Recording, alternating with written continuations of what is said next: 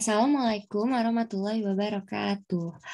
Nama saya Raina Nurul Fatia dengan NPM 120410210080. Di kesempatan kali ini saya akan mempresentasikan atau menjelaskan mengenai sejarah peradaban Islam dengan topik Agricultural Revolution atau revolusi agrikultur. Nah, sebelum masuk ke pembahasannya, saya akan terlebih dahulu menjelaskan secara singkat apa itu arti agrikultur. Nah, pengertian agrikultur adalah suatu upaya untuk memproduksi atau membuat makanan, pangan, serat, dan hasil lainnya dalam bidang pertanian. Nah, selanjutnya kita masuk ke sejarah pertanian. Sejarah pertanian adalah bagian dari sejarah kebudayaan manusia. Pertanian muncul ketika suatu masyarakat mampu untuk menjaga ketersediaan pangan bagi dirinya sendiri. Pertanian memaksa suatu kelompok orang untuk menetap dan dengan demikian mendorong kemunculan peradaban. Terjadi perubahan dalam sistem kepercayaan, pengembangan alat-alat pendukung kehidupan, dan juga kesenian akibat diadopsinya teknologi pertanian. Sebagai bagian dari kebudayaan manusia, pertanian telah membawa revolusi yang besar dalam kehidupan manusia sebelum revolusi industri. Bahkan dapat dikatakan, revolusi pertanian adalah revolusi kebudayaan pertama yang dialami manusia. Nah, jadi itu agak sulit untuk membuat suatu garis sejarah pertanian di dunia karena setiap bagian dunia memiliki perkembangan penguasaan teknologi pertanian yang berbeda-beda. Maka di kesempatan kali ini saya akan lebih fokus untuk menjelaskan mengenai uh, sejarah peradaban Islam mengenai sejarah pertanian dalam masyarakat Islam. Oke, jadi uh, pada abad 7 sampai ke 8, agama Islam berkembang sangat pesat mulai dari Asia, Afrika, hingga Eropa. Demikian juga hazanah ilmu pengetahuan Islam, termasuk bidang pertanian, telah mengalami revolusi hebat. Tercatat dalam sejarah Islam, revolusi ini mengalir dari timur ke barat. Nah, berikut adalah inovasi petani muslim. Yang pertama, memperkenalkan tanaman baru dari seluruh dunia muslim, lalu mengembangkan sistem irigasi intensif, lalu mempromosikan pertanian praktis yang mencakup kepemilikan tanah individu, lalu membuat terowongan melalui gunung, saluran air, melewati jurang yang dalam, lalu yang terakhir meratakan lereng berbatu dari Sierra Spanyol. Nah, selanjutnya ada pengetahuan global dan metode ilmiah atau Global Knowledge and Scientific Methods. Berawal dari peradaban pengembara muslim yang menyisiri dunia untuk mencari pengetahuan dan informasi. Mereka melakukan perjalanan di lingkungan yang paling keras dari steppe ke Pyrenees dan juga merinci semua yang mereka lihat. Hal tersebut menyebabkan adanya persatuan budaya yang spektakuler. Pertukaran antar ahli juga semakin sering. Dengan berbagai pengetahuan yang berasal dari berbagai wilayah geografis, Muslim bisa memelihara kuda dan domba terkecil dan mengolah kebun sayur. Mereka tahu cara memerangi hama serangga, menggunakan pupuk, dan ahli dalam mencangkok pohon dan menyilangkan tanaman untuk menghasilkan varietas baru. Selain itu, pertukaran antar ahli menjadi semakin sering, sehingga di semua kota besar, perpustakaan penuh dengan karya-karya pertanian. Selanjutnya, irrigation atau irigasi. Nah, beberapa tanaman itu membutuhkan lebih banyak air, seperti tebu yang harus disiram setiap 4-8 hari. Lalu ada juga beras yang harus terus terendam. Lalu ada jeruk dan juga tanaman lain yang perlu diairi. Nah, jadi banyak banget kan tanaman-tanaman yang memerlukan banyak air, namun air itu terbatas. Nah, jadi bagaimanakah sih kebutuhan air ini terpenuhi?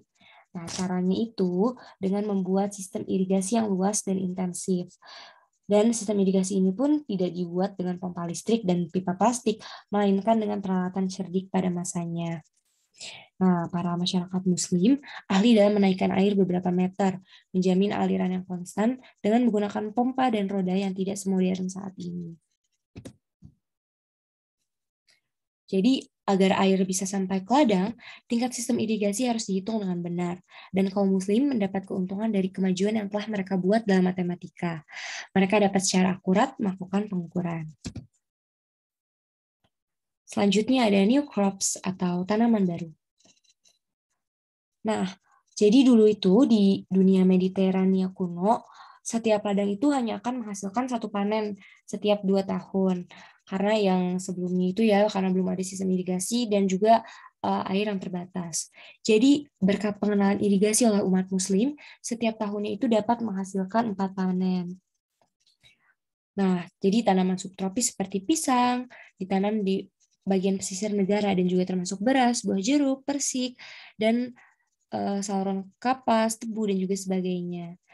Nah, jadi masyarakat Muslim selain memperkenalkan tebu ke Spanyol, juga membawanya ke Ethiopia, lalu juga membuat Pulau Afrika menjadi dikenal oleh masyarakat lain dengan gulanya yang berkualitas tinggi.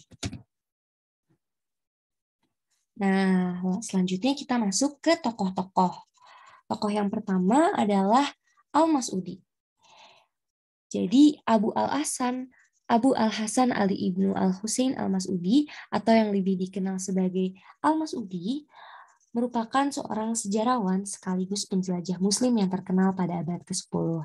Ia menulis tentang pengenalan pohon jeruk dan sitron. Al-Mas'udi juga tercatat sebagai saintis awal yang mencetuskan beberapa aspek dalam evolusi. Ia sempat mencetuskan tesis mengenai evolusi kehidupan dari mineral menjadi tanaman, tanaman menjadi binatang, dan binatang menjadi manusia. Selanjutnya, ada tokoh yang kita semua pasti tahu ya, yaitu salah satu sahabat Nabi, yaitu Khalifah Umar bin Khattab. Pada masa pemerintahan Khalifah Umar bin Khattab, beliau banyak membuat kebijakan untuk memajukan bidang pertanian. Di antaranya adalah penggarapan lahan yang mati, pengaplingan tanah, memaksimalkan peranan pengelolaan tanah, pengelolaan lahan yang dilindungi pemerintah, dan juga pembuatan pengaturan pengeksploitasian bumi dan pengelolaan air. Selanjutnya ada Ibnu Al-Awam atau tokoh terakhir yang akan kita bahas. Nah, Ibnu Al-Awam ini memberikan banyak kontribusi di bidang pertanian, dan ia juga penulis risalah terkenal tentang pertanian yang berjudul Kitab Al-Filaha, yang mana dianggap sebagai karya Muslim yang paling penting, serta karya di abad pertengahan yang paling penting tentang masalah ini. Ibnu Al-Awam merevolusi bidang pertanian selama era peradaban Islam, karena untuk hampir setiap peradaban, pertanian selalu menjadi kegiatan utama karena menyediakan makanan dan berbagai herbal untuk keperluan pengobatan bagi masyarakat. Nah, kita sudah masuk ke bagian penutup. Jadi peradaban Islam dalam bidang pertanian dimulai sejak zaman Rasulullah.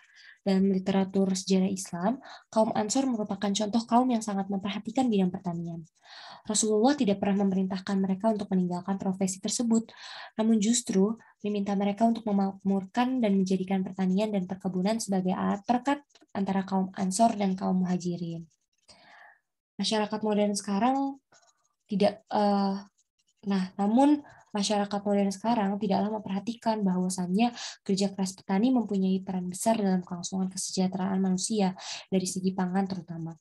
Maka sudah sepatutnya kita untuk memberikan penghargaan yang setinggi-tingginya bagi para petani, sebagaimana Islam telah memuliakan petani sejak zaman dulu.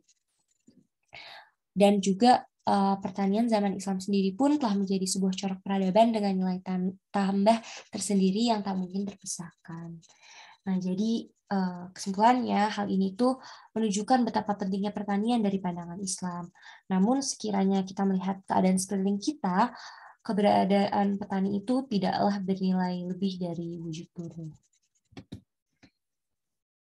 Berikut sumber untuk menulis presentasi ini. Nah, sekian dari saya. Mohon maaf apabila masih banyak terdapat kesalahan kata dan juga terima kasih atas perhatiannya. Wassalamualaikum warahmatullahi wabarakatuh.